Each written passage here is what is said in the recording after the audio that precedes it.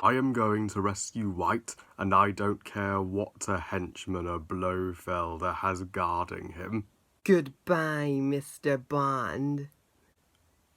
What? Blofeld has Bambi and Thumper guarding White? What kind of joke is this?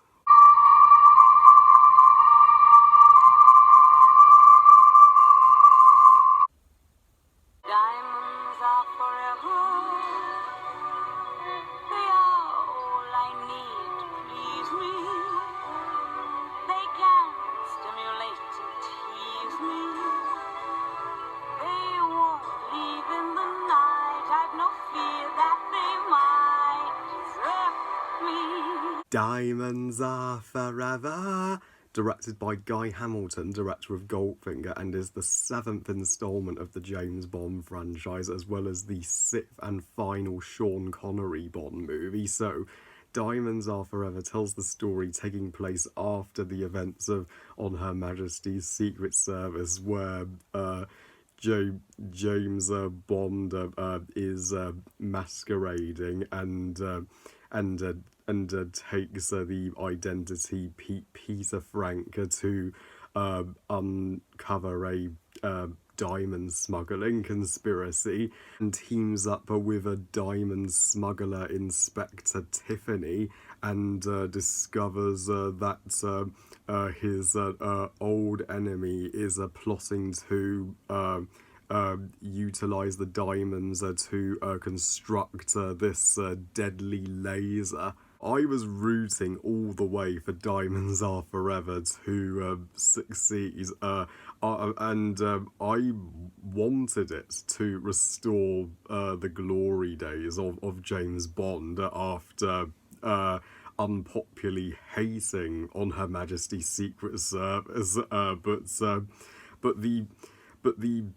the studio, they were determined that this movie was going to recapture the magic of Goldfinger by hiring Guy Hamilton again to direct, and multiple rewrites of the scripts. They even offered Sean Connery an offer Connery could never refuse, $1.25 million just to return to the role of James Bond one last time, because at that time they were in a sticky situation of uncertainty for the franchise after George Lazenby walked out of the role. They were like, shit, if we don't get Connery back as Bond, then this franchise is done for. Guy Hamilton, how could you drop the ball like this, man? You struck gold with Goldfinger, but not so much with Diamonds Are Forever. Sadly, not the greatest finale to the Connery era. In fact, it's my least favourite of the 6 Sean Connery installments. It's at least an automatic improvement over On Her Majesty's Secret Service, as I will always love a Connery Bond movie better than a George Lazenby Bond movie. This movie's title sequence is blessed to have Shirley Bassey return to perform the theme, and this theme song is a gem among Bond themes, just like Goldfinger, and the title sequence is the most glamorous thing in the movie. US fans will be delighted to hear that Bond finally gets to take a trip to the US, to Vegas itself, and Tiffany, I have to say, she is a decent Bond girl. She being a one of the Diamond Smuggler Spectre members, but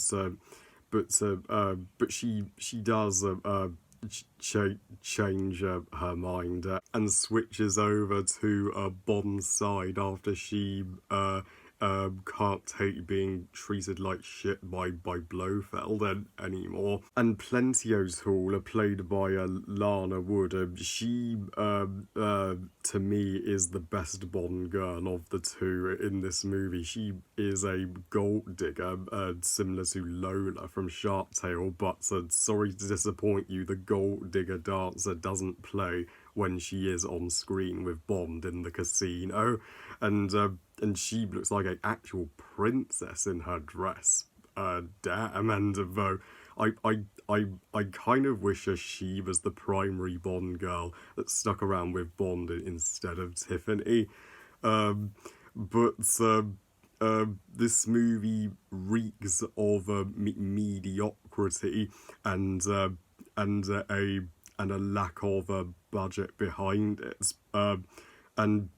And Sean Connery, you can tell that he was just bribed to play James Bond again, because he is totally given up by now. He is no longer trying, and you can see how much weight he has gained since You Only Live Twice. He's no longer physically able to play James Bond. I'm sorry, but this may be the worst acting I have ever seen from Sean Connery, period. And he plays Bond in this movie, particularly in the opening, far too thuggish and like a freaking brute, especially when he goes up to that lady in a bikini and he literally takes her bra off and puts the bra around her neck and is like, where the fuck is Blofeld? And I'm like, Jesus, dude, what did she ever do to you? Just ask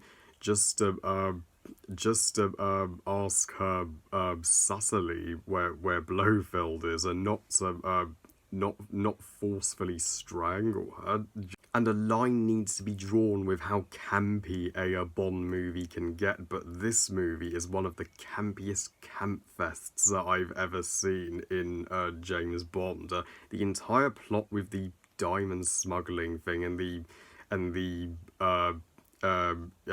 destructive laser, that's literally far too reminiscent of a plot from a Pink Panther movie or something.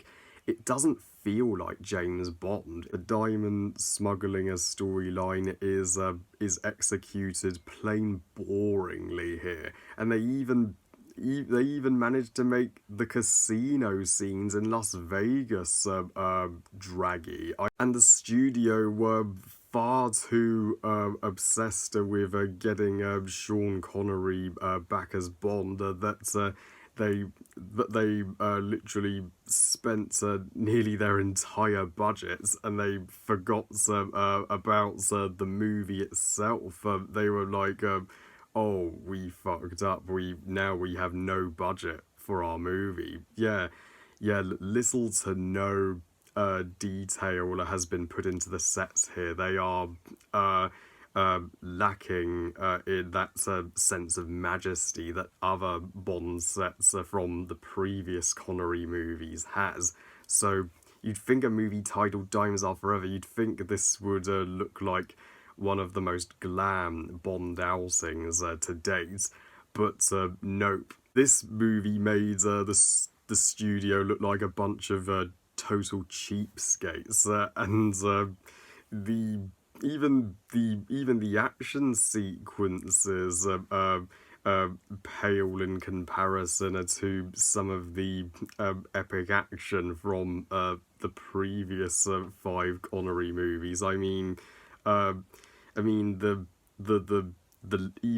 lift fights where when Tiffany thinks that Bond is Peter Franken, she looked over to the guy who Bond knocked out's ID, and she's like, oh my god, you killed James Bond. But that fight felt like it was over in a flash, and Bond just defeats the guy with a fire extinguisher. I'm sorry, it would take more than a freaking fire extinguisher to knock you out cold, and even the assassination attempt on Bond at Tracy on the cruise ship when these two assassins, they are impersonating chefs, and they've hidden a bomb inside the cake. Their deaths are so cartoony. They're like deaths you would see on a cartoon where they are not real. Like a Bond throws a wine at the assassin carrying two flaming sausages, and then the guy sets on fire, and so that he appears like the Human Torch from Fantastic Four. Then he gives the other assassin who was attempting to choke him a wedgie, places the bomb on his arse, kicks him into the ocean, and then the guy explodes. The campiness even takes up the moments in the movie that are supposed to be darker. This movie is the final time we would see Spectre in the franchise until they would return in the Daniel Craig movie Spectre, and here they are lesser than they have ever been. They are a pathetic villain organisation this time round. Like the entire thing with in the opening with Bond taking out Blofeld's a fake Blofeld by drowning him in superheated Mars. Why was Blofeld need a double? I mean, shouldn't Blofeld be confident enough that he can take on Bond himself? And finally, Diamonds Are Forever disrespects Disney, as when Bond is going to meet up with White, it turns out Blofeld ordered his two henchwomen, and just guess what their names are. Just guess. If you thought Pussy Galore was crazy, if you thought Plenty O'Toole was crazy, the henchwomen are literally named Bambi and Thumper. Why? What? Why would you copy the names of two classic Disney characters, and to rip off Disney and do two classic Disney characters a disservice? That's a negative I never thought I would give a Bond movie in 100 years. So yeah, overall, Diamonds Are Forever is so freaking meh, and people may say Thunderball is the worst of the Sean Connery era. Well, I would disagree. Diamonds Are Forever holds that title for me. Funny how I think Connery's first movie is his best and his last is his worst. I give Diamonds Are Forever 2 stars out of 5. Meh movie. Well, this is my final review for a Sean Connery Bond movie. Thank you so much, Mr. Connery, for your 6-movie contribution to the franchise. You will forever be the best of the classic Bonds, and now we can finally move on to the James Bond with the most movies, Roger Moore. Well, I love you guys. Thank you all for watching. I hope you guys enjoyed this review. And what are your thoughts on Diamonds Are Forever? Please comment and let me know. Please like this video and subscribe. Please follow me on Twitter and on Instagram. And I'll see you all next time when I review Trolls World Tour, as that movie is not in cinemas, but it is on digital. And remember, movies are us. Bye, guys.